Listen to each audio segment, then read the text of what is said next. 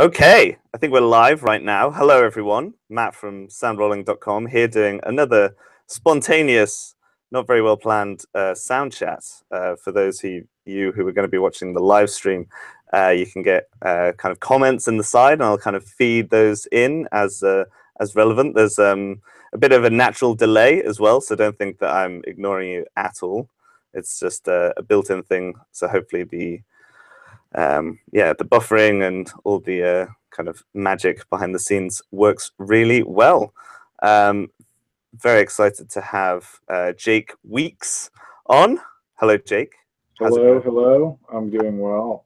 Very good, very good. And whereabouts are you again? Which side? I'm in Central Virginia. I'm in Ashland, which is just north of Richmond.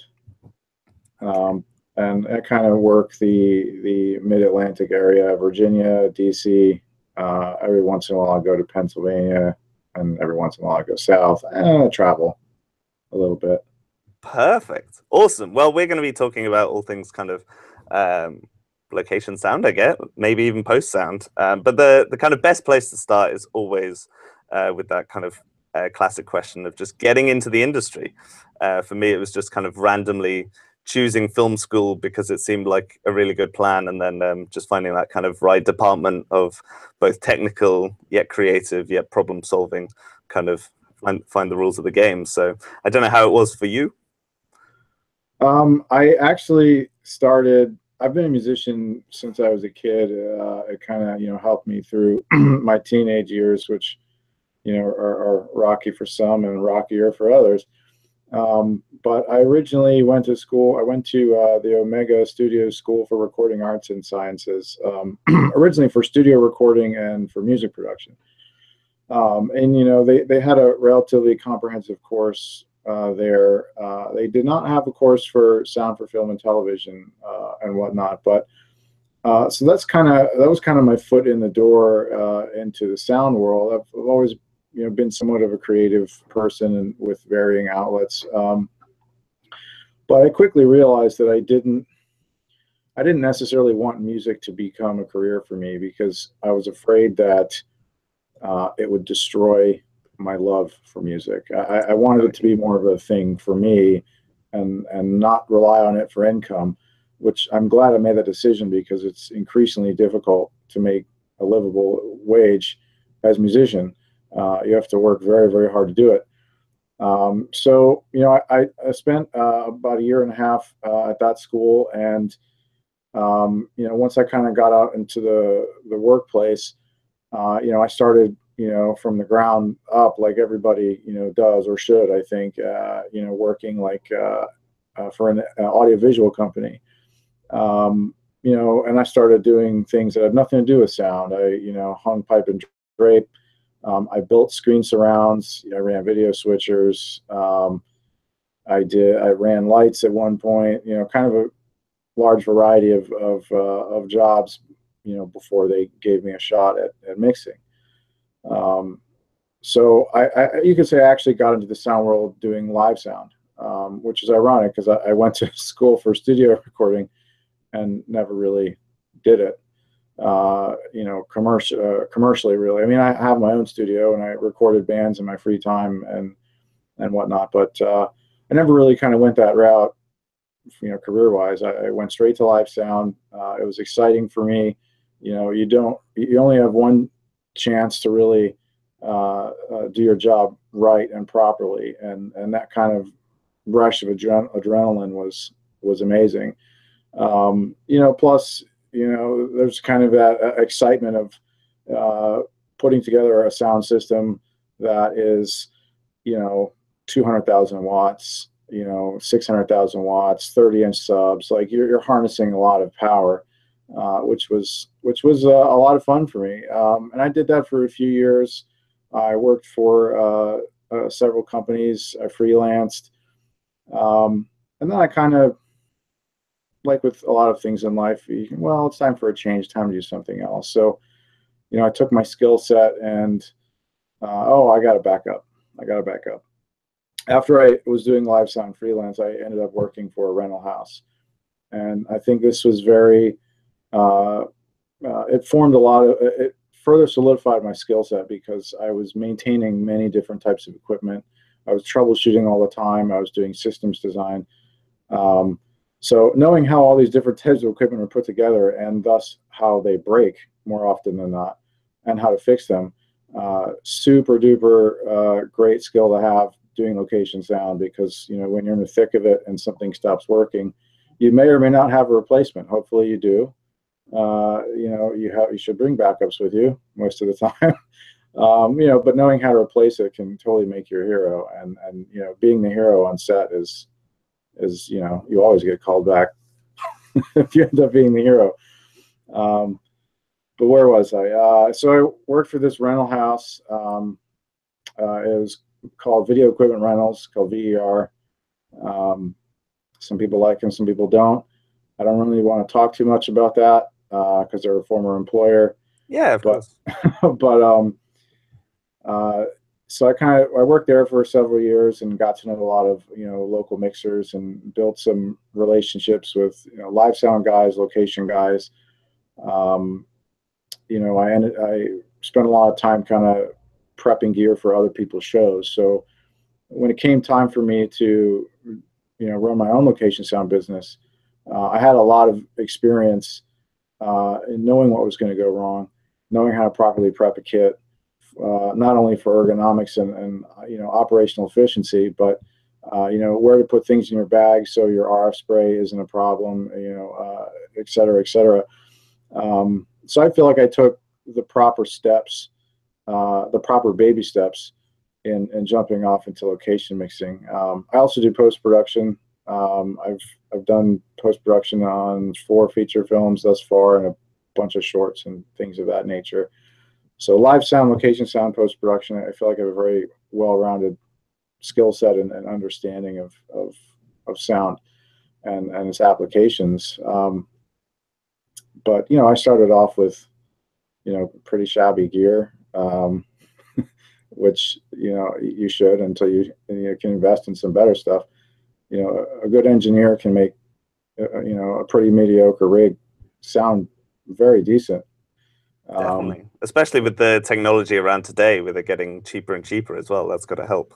Well, that was the name of the game starting out. I think I ran a bag for maybe 4 years that was a DR680, a couple Sennheiser G3s, and a Rode NTG3. I mean, I probably spent less than $5,000 on the whole package, which is nothing compared to some of the rigs out there today, and what I'm running today as well but I appreciate it more.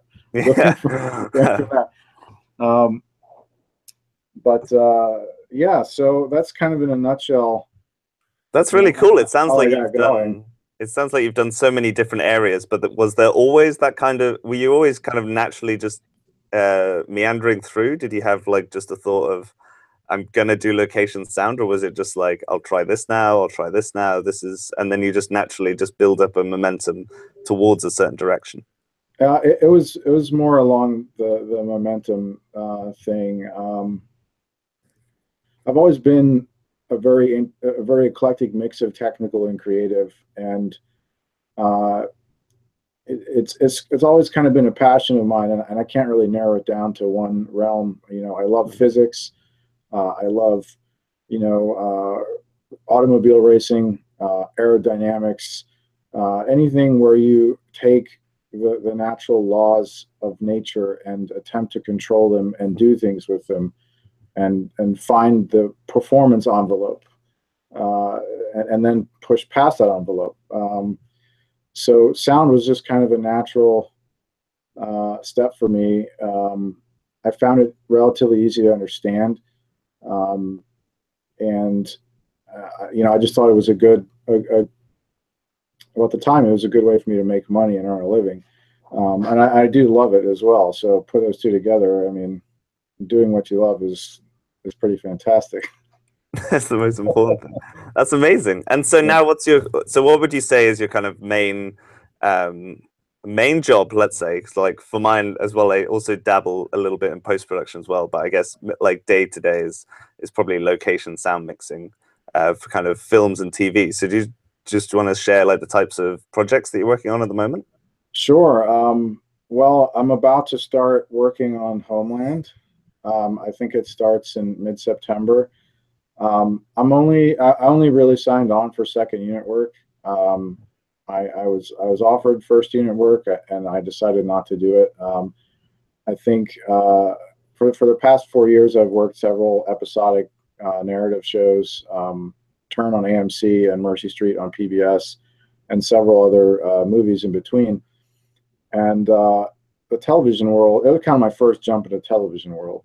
Most of my work previously has been, shorter form work, feature films, and commercials and docs and things where you're really only committing to at the most 2 or 3 months. So stepping into episodic television world where you're committing to 5 months, 6 months, and you're averaging usually at least a 70-hour week.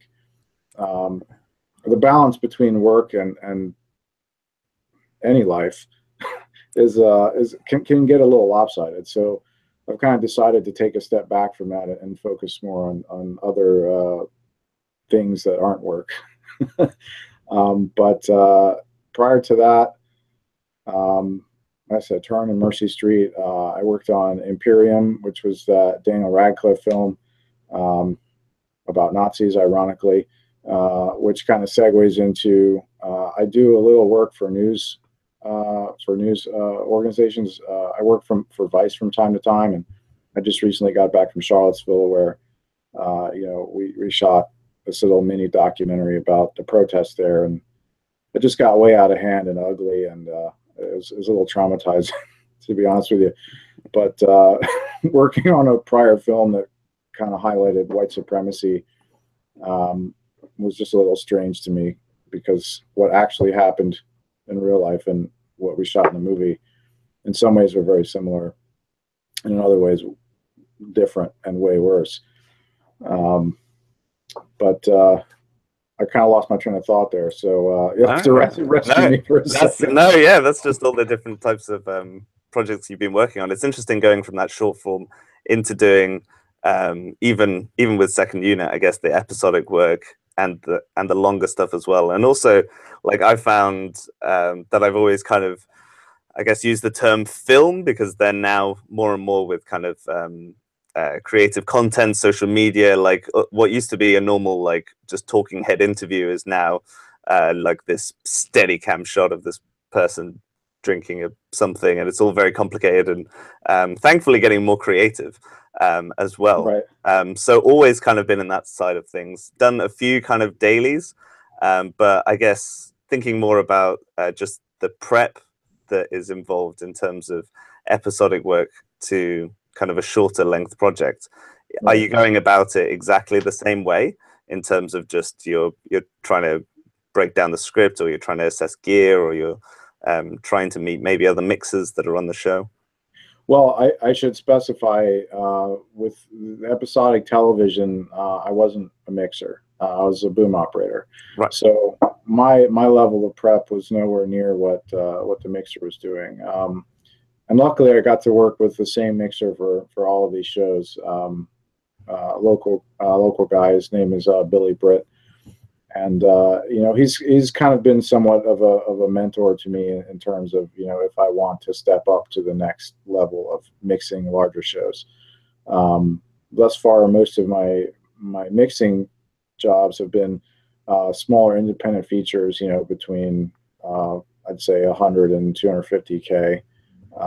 Budget. So nothing huge, nothing where I could get myself in real trouble. I mean, I could get myself in real trouble, but you know what I mean. It's not it's not a show where you're burning freaking $25,000-$50,000 a minute, and you have a crew of 180 people.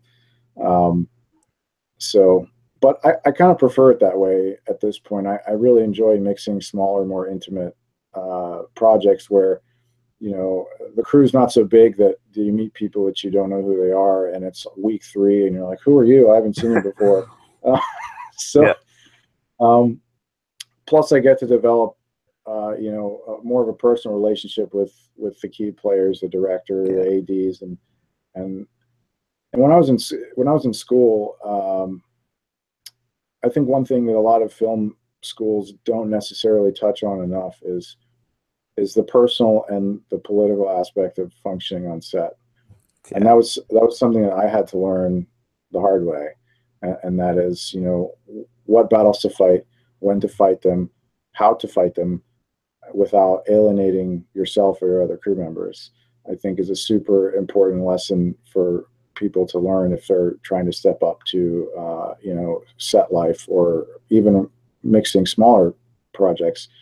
I mean, smaller project is easier to kind of get the social game going and get to know people. And, you know, that way, if you have an issue that needs attention, you can go to the DP or the director and say, hey, this is what's going on. Here's how I would solve it. These are the tools I have at my disposal. Ultimately, it's your call. But this is my recommendation.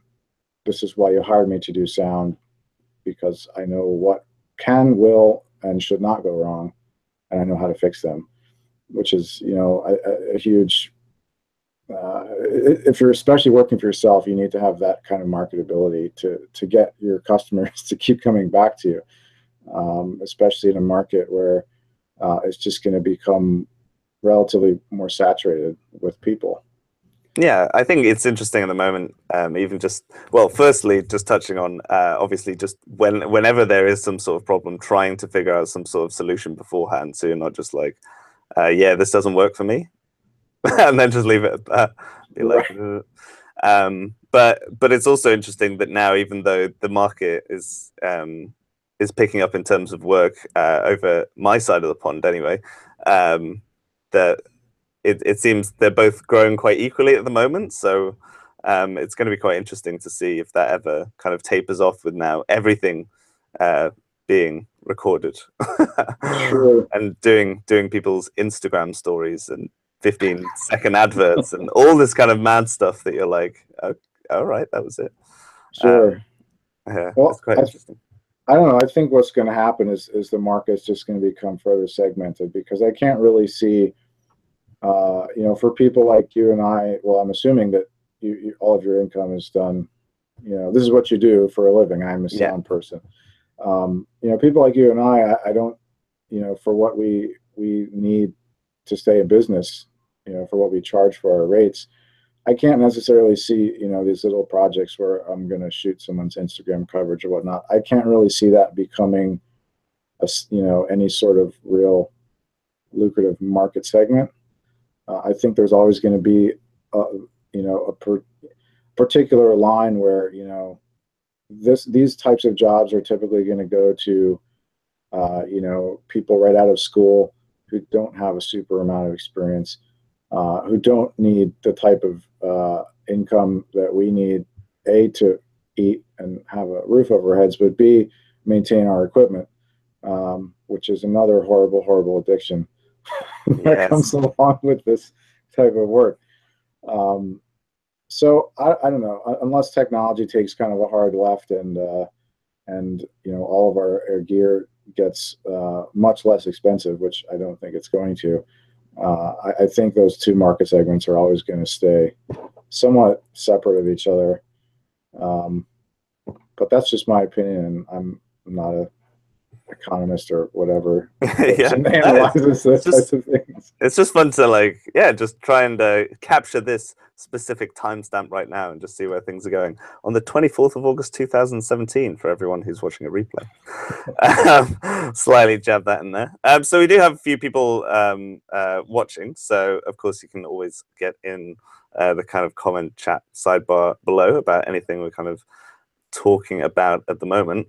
There's another interesting point, which is being a boom operator and getting involved with a kind of a sound mixer. It's almost a big step for a sound mixer, especially if someone's kind of new. And so this is, I guess, where you have utility first, and then you get to boom op, and then you get to sound mix.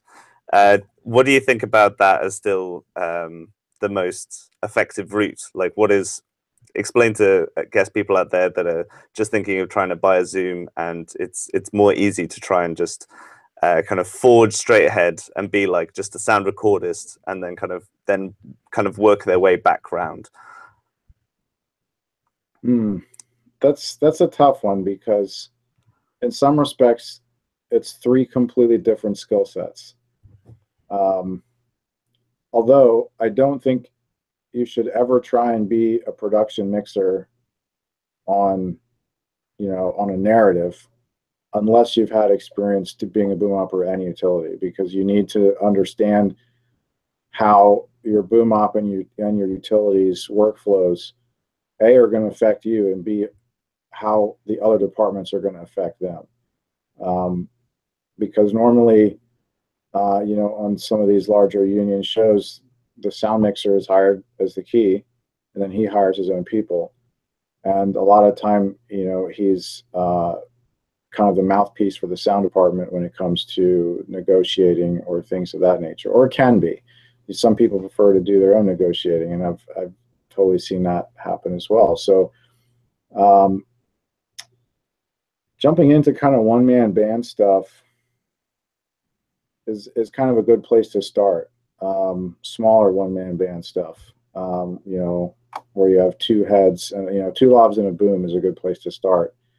But again, the skill sets are almost independent. Understanding how to properly wire somebody, so the mic's not printing, you're not getting clothing rustle, but understanding the different fabric materials, or if you have a costume with lots of layers. For example, on Turn, it's I don't know if you've ever seen the show, but it's about the Revolutionary War. So a lot of the costumes have lots of layers. Most of the ladies have corsets on. So wiring our talent in that show is a little more involved than your typical man on the street, or interviews, or your present day type of narratives. You're not dealing with t-shirts or button-ups. So you kind of have to pre-plan your rigs a little bit, and in a lot of cases interface with the wardrobe department and see if they can cut holes in things or put pockets in certain places. That way, it cuts your wiring time down to, from 2 minutes a person to under a minute a person, which in the television world, speed is kind of the essence. But again, it's three different skill sets, and it depends on the job.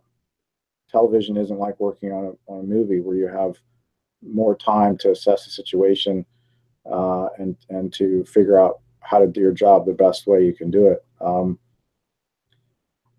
I think for people kind of working their way up, I would definitely say become utility first, become a boom op second, and then figure out what you want to do for there. You might find out you don't even want to be a mixer. But all those skills, being a mixer isn't necessarily, a lot of people think of being a mixer as being at the top of the pyramid, which I don't necessarily see it that way. I think, the mixer is the head, the boom operator are the arms, and the utility is the legs, and you all kind of create one department. And for you to do your job properly, you have to delegate all the job duties. Otherwise, you're going to go insane. Very true. Especially when you're dealing with lots and lots of talent.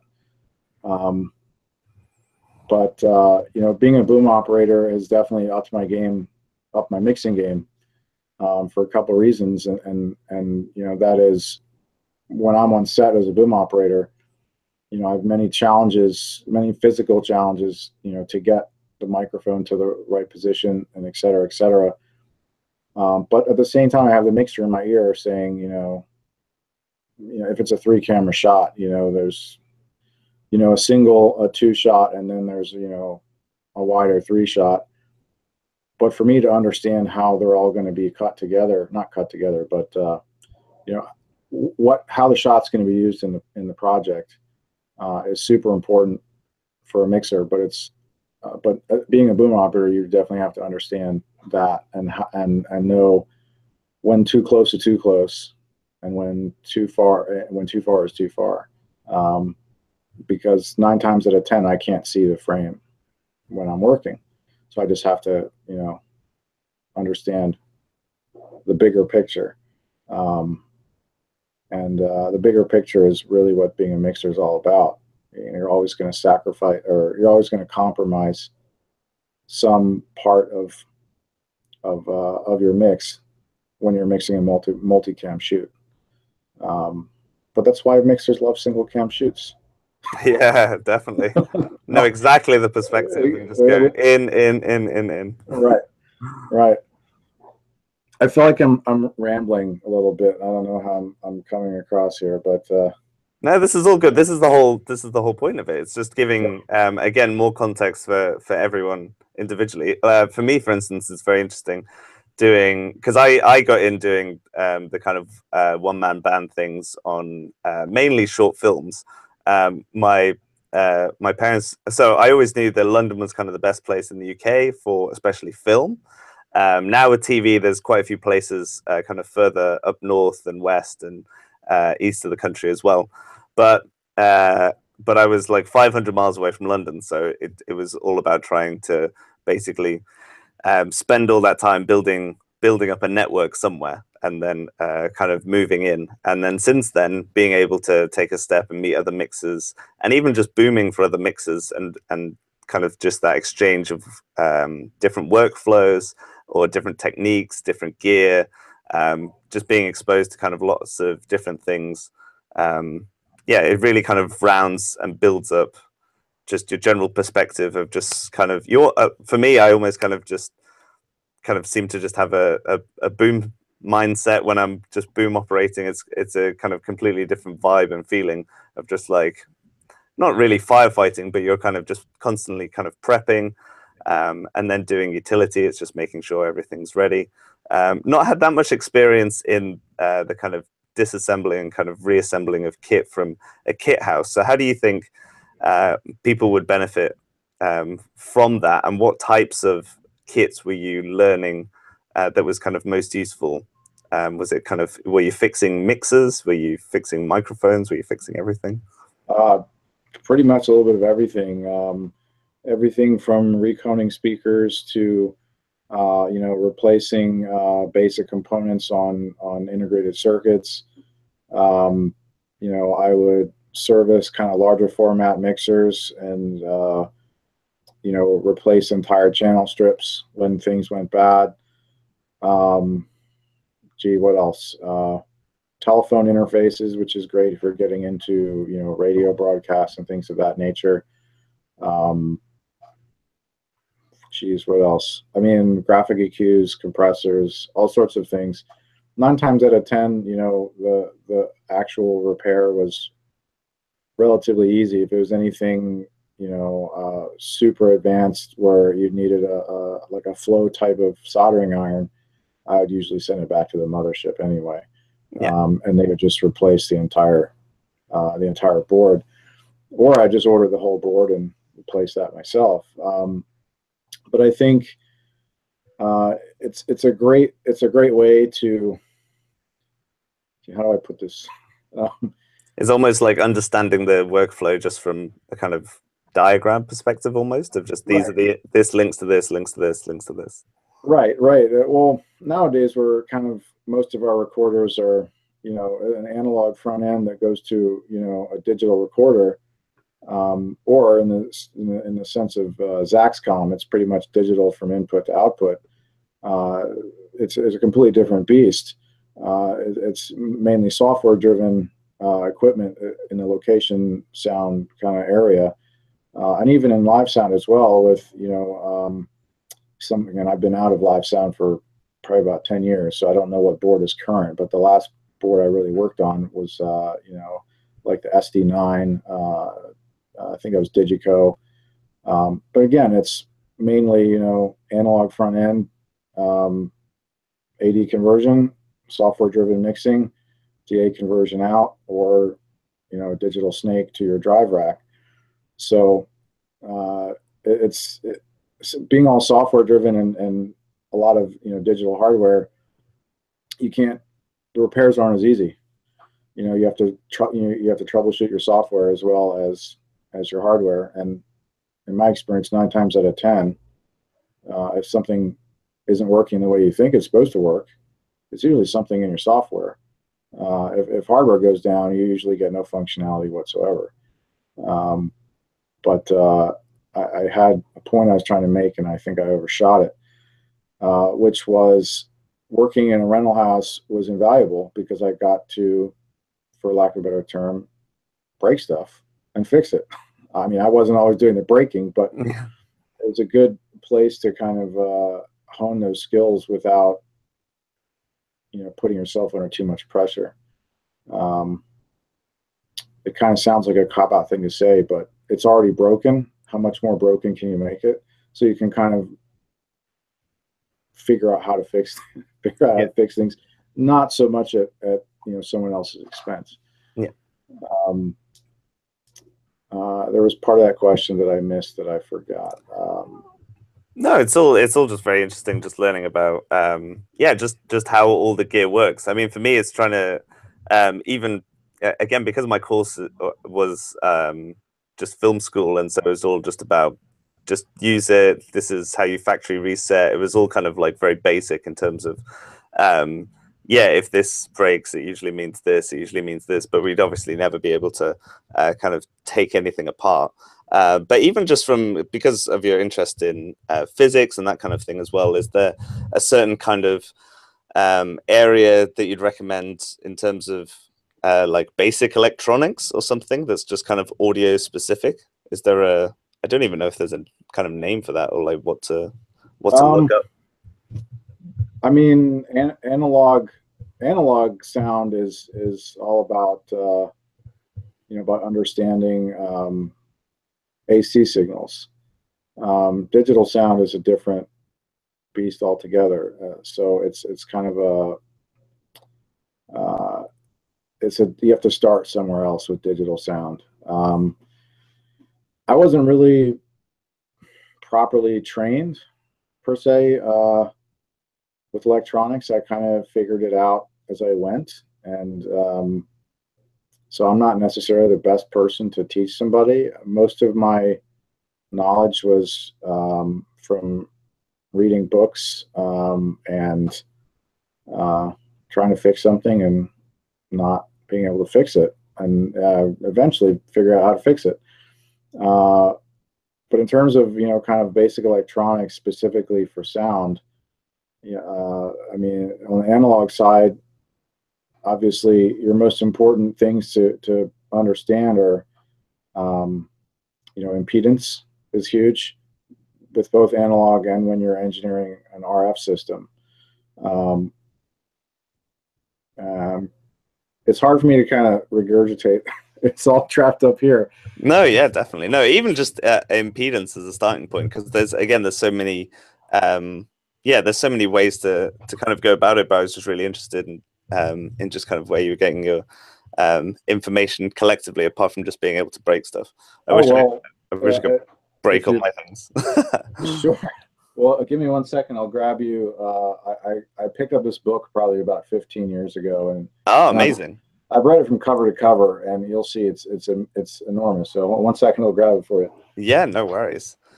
And thanks for everyone else who's getting involved. Carl, we will get right to your question as well very soon.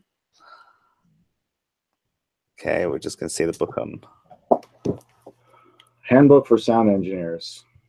There we go. That sounds like a good one. 3rd edition. Nice. 3rd edition. I think it's at the 7th edition at this point, but it is. That is huge for one. 1,700 pages. It touches on pretty much all facets of the sound business that you would be exposed to: electrical engineering, acoustic engineering, software engineering, digital audio, analog audio, pretty much everything. It even has breakdowns for acoustical properties of common building materials and things of that nature. So if you really want to nerd out, we all do. We all do. Absolutely. I've read the entire book. It took me about probably 6 or 7 years. I still say that I don't understand all of it, but it was kind of a good place for me to start. I'm not really an expert on anything. I know a lot about a lot of stuff. but I would never really call myself an expert. No, I mean, even just anyone reading 1,700 pages today is quite a feat in itself. I wish they'd do it in audiobook form. Then I could listen to it at a, like 2 times speed. Sure, it would be on probably 30 compact discs. Yeah, that's it. And 29 easy payments of no. Right. Amazing. Okay, well, we have a question from Carl, Sure. who is asking about when things go sideways on a shoot.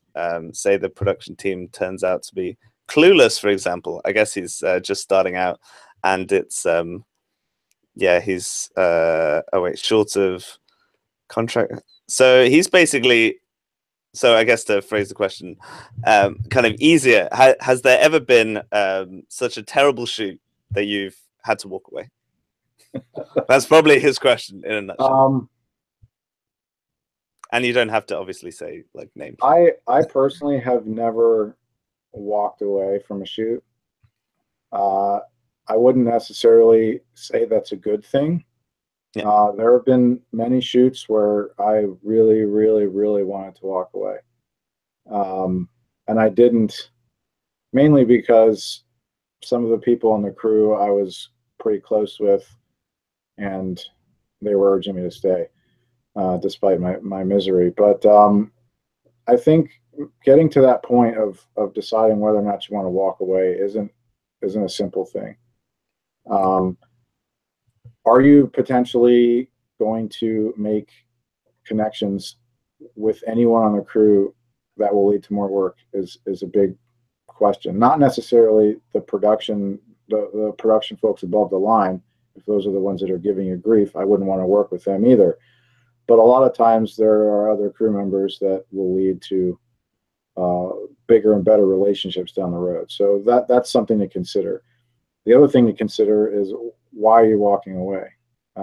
Is it because you're being treated poorly on a personal level? Is it because you're being put in unsafe situations?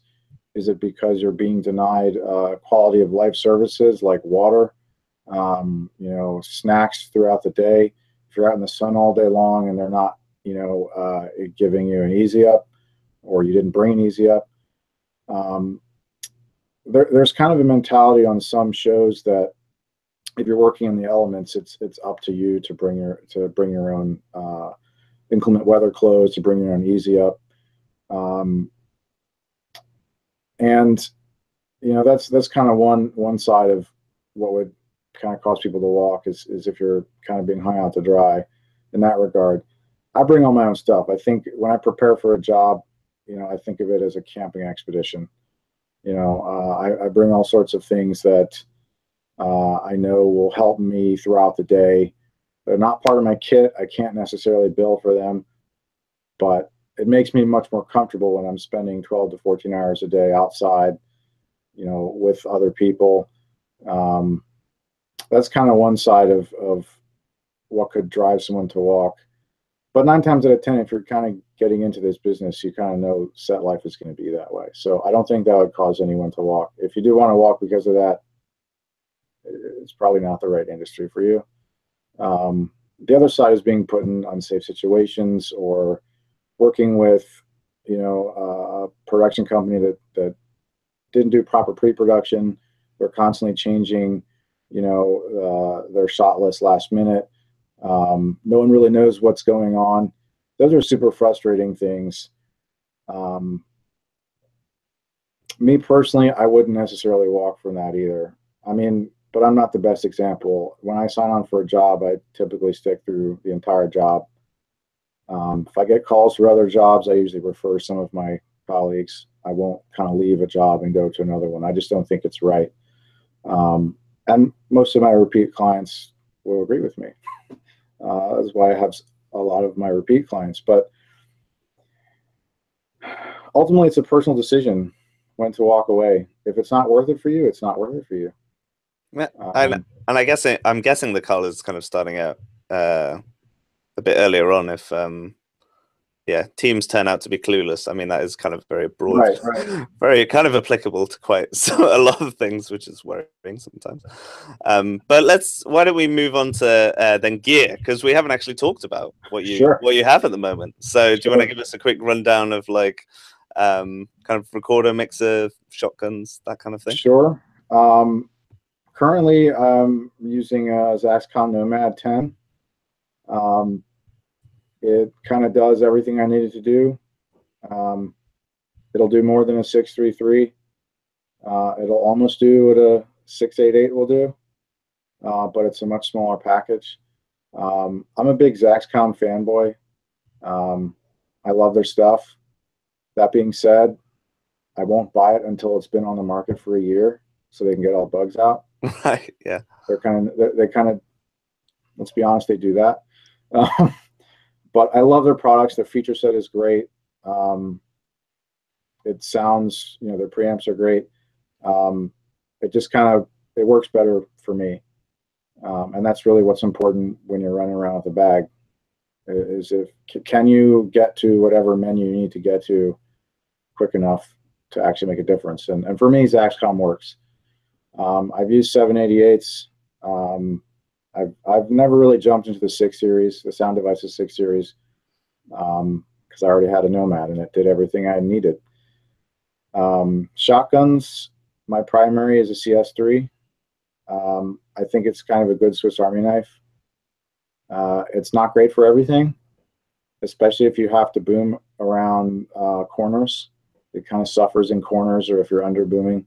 It's kind of its weak point. But everything else, it's very, very good at. And I have, let's see, an NTG3 for backup. I kind of borrow mics from other mixers in the area because I personally can't justify a Sheps at this point yet, although I love Sheps. Luckily, being a boom operator for another mixer, I get to use all of his fun toys without having to buy them myself. Thus far, I think my 2 favorites are the CS3 and the DPA 4017. Ooh, yeah, that's what I need to try.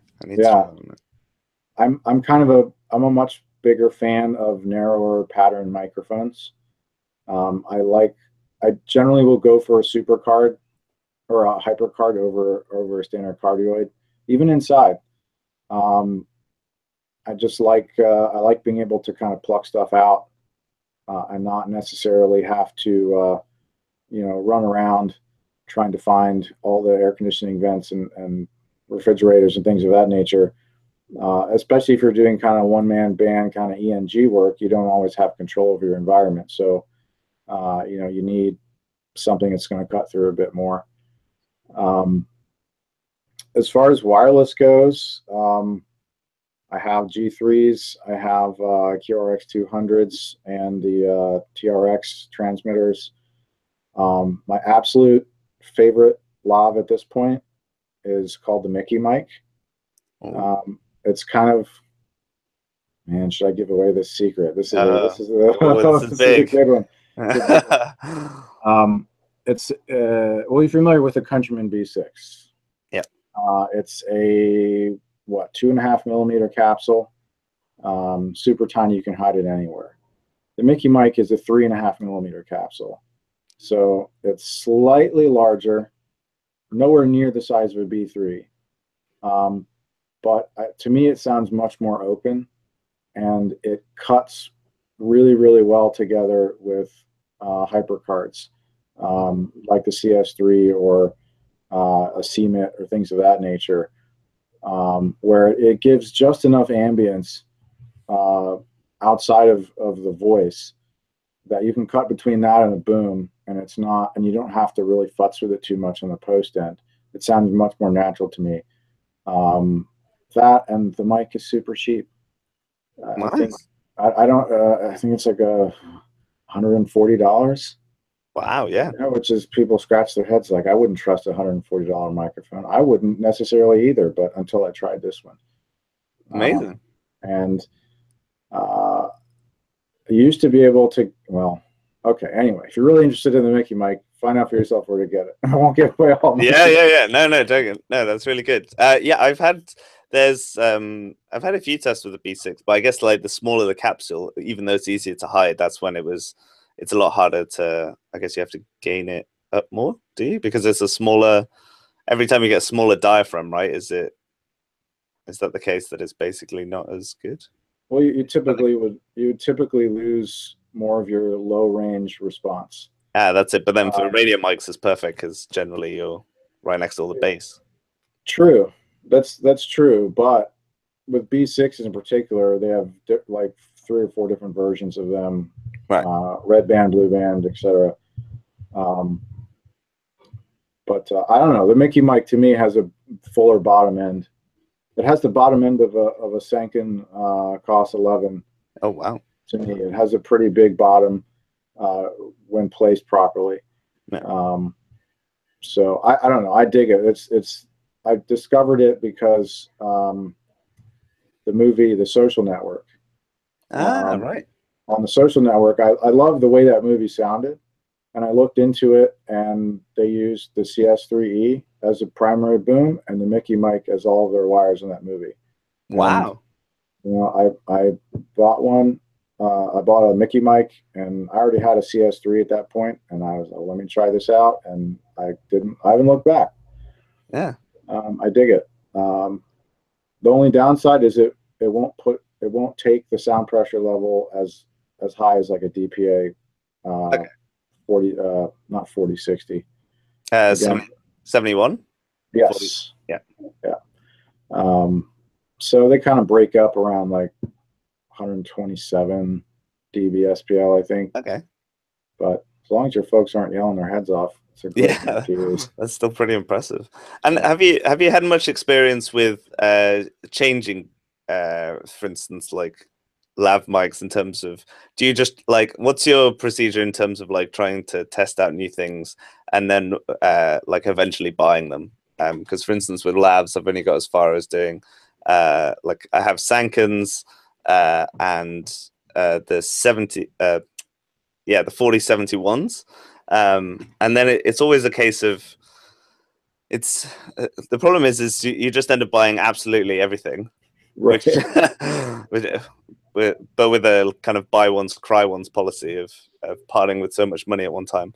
Right. So have you had much kind of has your kit in terms of microphones, again because they kind of last the longest, have you kind of managed to switch around quite a lot of times, or have you generally just different kind of steps in terms of like, so like, sorry, let me make more sense in terms of my question in terms of what made you choose your Sanken mic, because obviously there's so many different types of shotguns out there.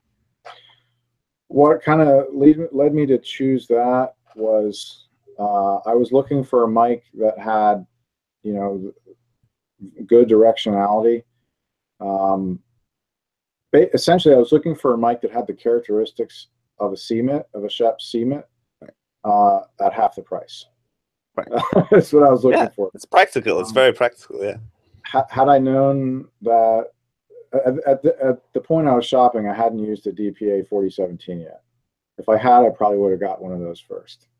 Right. But the CS3E is an amazing mic because of how it achieves its directionality. It's not an interference tube design like the 416, so you don't have these extreme lobes that shoot off the side, like right around, I think like 800 hertz is a bad one, especially if you're in a boxy room. That's kind of what gives most shotguns their boxy sound inside. It's not an interference tube design. It's 3 separate capsules inside the body, and it uses the calibrated time delay from the sound arrival from each capsule to create its pattern. So it maintains its pattern down to a much lower frequency, as opposed to say a 416, which loses most of its directionality by the time you hit 400 hertz. The CS3 kind of maintains a much more controlled bottom end. It's kind of like a cardioid subwoofer array in reverse. Right. So that being said, it still suffers if you get backed into a corner. Yeah, of course. Yeah. Most shotguns don't like being backed up into things, but Yeah. But then that's why the hypers are so good, right? right, exactly. But that's kind of when I was shopping for cardioid, or not for cardioids, for for a short shotgun. That's kind of what I was looking for. I didn't really have enough money to play around or get duplicates or anything of that nature, and I still really don't. Yeah. But it did all the. It was the right tool for all the jobs I had, and so far it still is. Um, but yeah, that was that microphone. Fantastic. And then let's talk about time code. What do you? Oh, you use Yes. the QR because I mean it's just the hot topic of 2017. Ever since NAB, everything's going mental. Right. What about time code? Some productions I've worked on rely on it, and some really don't care. Yeah, and Genlock as well. Are you doing Um, both? no, I'm just doing time code. Most of the time, when I go into a job, I ask who who they're using for post and what post is expecting, and most of the time they're like, "Oh, here's a frame rate. Just lock it. Put a Yeah. locket on it." No one's really asked me for Genlock. That's more of I think more of a live broadcast type of thing, and I don't work too much of that.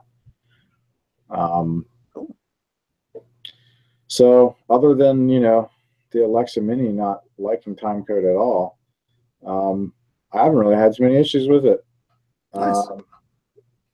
The trick I've had is with the Alexa Mini is really annoying because there's a kind of a right angle Limo, but I think the standard or the one that Limo have actually made, it goes down, so it covers the card slot. So people just end up taking it out. So I need to figure out a way of getting it in reverse so it faces up or something. Right. Because they always jam those battery packs, and then you just see that they've like basically bent your cable for you.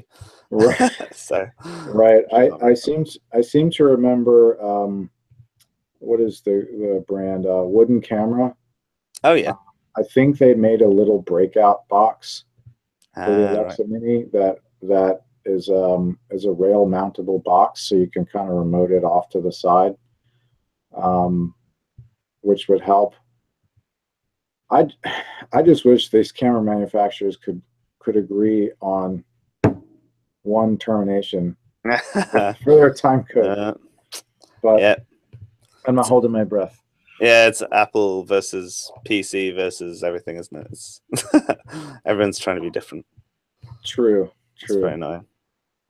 I don't want to have to buy yet another time code breakout cable.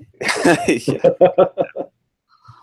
Fantastic. Well, I'm very conscious of time, and I do try and keep these to an hour. And eventually, I do need to go through all 49 and try and chop these up into things where I can compare what people are saying. Again, there is so much kind of just to talk about in general.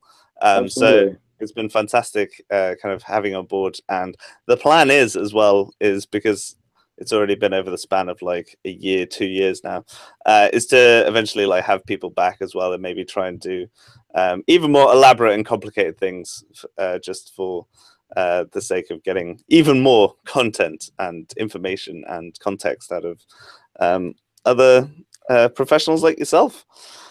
So thank you very much, Jake, for kind of coming on board and for everyone watching. Have quite a few people watching these things kind of all the way through, which is insane. Oh, very good, very good. Yeah, that's really cool. So I guess the final question is: are you working tomorrow? I'm not working tomorrow. I'm actually taking probably a week, maybe 2 weeks off. Oh, amazing! I have to kind of put my life back together after Charlottesville. I may seem put together at the moment, but don't believe the lie. Right. It was a little traumatizing to witness all that stuff, and so I'm taking a breather. Yeah. Going to do some hiking or go drive some fast cars or something of that nature. Yeah. Connect back. That's yeah. No, it's intense. Some of the yeah, it's just amazing being there. I didn't want to kind of delve kind of too much in it, just to obviously drag anything back up. But yeah, it was amazing that the documentary and the work of just even it being documented. Yeah, we didn't expect to get the exposure that we got. Last I looked, it was at almost 50 million views or something of that nature. I don't know. That's mind-boggling to me that many people have listened to the sound that I recorded those 2 days. It's amazing. But yay, technology. Yeah, that's it. It's almost it's just such an interesting thing, just being in an industry that is so important and fundamental as I guess storytelling, for lack of a better thing, a kind of timeless thing. Thank God. So, absolutely.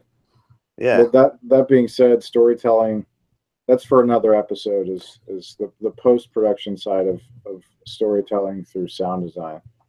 Definitely. I will have you back. I will definitely have you back for that. I did one with is it with Eric Milano? So he did Gasland. So he did all the post-production on Gasland 1 and 2, and even just documentary post-production. So interesting as well, because again, they're kind of, yeah, everyone's telling us a story from their kind of side of things. So yes. Anyway, sorry, we're almost sucking ourselves straight into another great hour. So I will let you go. Thank you very much for your time. Thank you, everyone who's been watching. If you are listening to this in the future or any other time, you could of course comment, get in touch, and all the fun stuff. Subscribe for even more hours and hours of sound content. And yeah, I'll say goodbye, and I'll leave you, Jake, to say the final goodbye, and then we'll kind of go offline and say our informal goodbyes, formal goodbyes. I don't know. So over to you. Thank you very much, everyone. Well, thank you, everybody, for watching. I'm not used to being on camera and speaking to people. I'm used to being behind camera and capturing other people speaking. So, yeah, that's it. I won't embarrass myself any further. Thank you for watching. No worries. I've done a much worse job. See you later, everyone. Bye.